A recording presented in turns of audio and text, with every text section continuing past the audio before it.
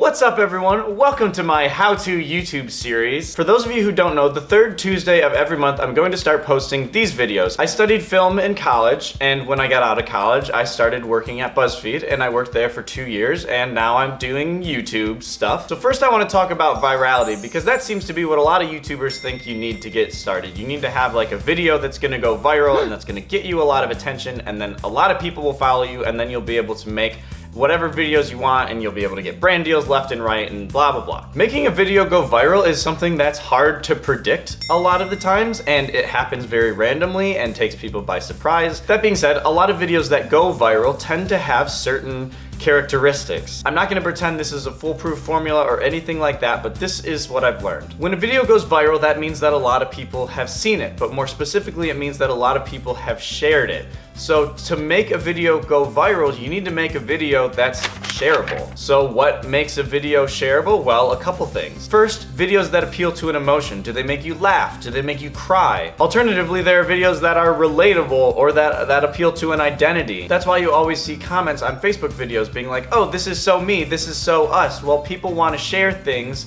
that appeal to their identity that they can share as a representation of who they are. And lastly, videos that teach you something. Is it a how-to? Is it a tutorial? Videos that teach you something are very valuable because there are a lot of things that people want to know about. So where do you start? Well, think about what moves you. There's a lot of ways you could go with this, but starting with a really strong, relatable emotion is key. Or think about your own identity. What are the things that make you you that other people who share your identity might also relate to? What do you have in common with other people that can connect the two of you together? Or think about knowledge that you have. What is something that you know a lot about that you could teach someone? Starting with these three things can be a really good way to come up with ideas. Now I'm gonna insert a little asterisk here because we've been talking about virality up to this point, and I don't think that that's necessarily the best way to go about coming up with ideas. I think those three things can be a good place to start, but if you're always only just trying to make your videos go viral, well, then you're gonna get burnt out, you're gonna resent yourself, you're gonna lose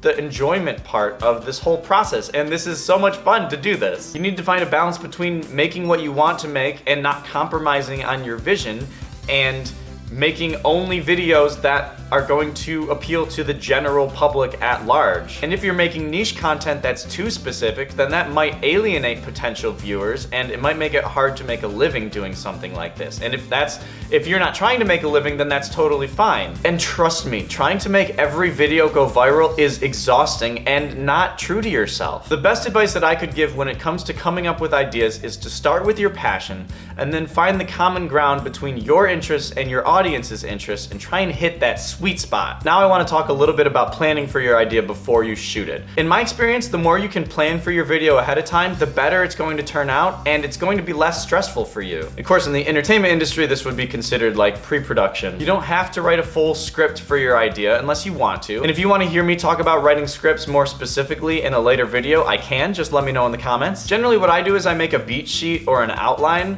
Now, a beat sheet to me is just a list of the points that you want to hit, or a list of the shots or the scenes, whereas an outline is a more detailed description of what is actually happening in the video. And both are great options. It really just depends on what works best for you. For me, since I'm generally working by myself or with just a couple other people, I tend to keep it small, and I just do a beat sheet or an outline because a lot of it is still in here and I can communicate that on set. But as I said, it all depends on how detailed you want to be. So once you have the idea and you have an outline and you're ready to shoot, well, you're gonna need some equipment, and that is the topic of next month's video. So thank you so much for watching. I hope you like this. Let me know if you enjoy this series. Next week's video is the first in my series about the future, so look for that on Tuesday. There is a new vlog on Thursday. Also, just a reminder, I go live on YouNow every Friday at 5 p.m. Pacific. It's a really good time. We just sort of like hang out and have a drink and chat, and I answer questions, and sometimes I have a friend or two with me, so come hang out, please. It's so much fun. Let me know in the comments if there are any more YouTube related questions, and I'll get to them in this series at some point in time. Also, if you have any more questions about ideas or virality or outlines or whatever,